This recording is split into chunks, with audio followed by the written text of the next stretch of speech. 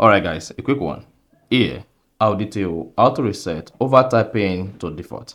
So if you're using overtyping on your phone while typing, and you discover that you've mixed up with the color combination or the position of the overtyping and I want to reset back to default, then here's a video for you. So if I don't know this, you found this offer informative, please don't forget to like and then subscribe. Now to reset overtyping to default settings, all you just need to do is go ahead and open the settings app. And once you open the settings app, you need to scroll down until you get to accessibility. Then go ahead and click on that. Now, once you selected accessibility, scroll down the accessibility page until you get to accessories. And under accessories, locate and click on keyboards and typing. Once you selected keyboards and typing, go ahead and click on overtyping. There you go. Then scroll down, you should say reset to default.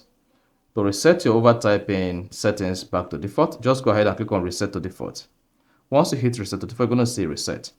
Reset overtyping settings. This will reset all overtyping settings to their default settings. To proceed, just go ahead and click on reset.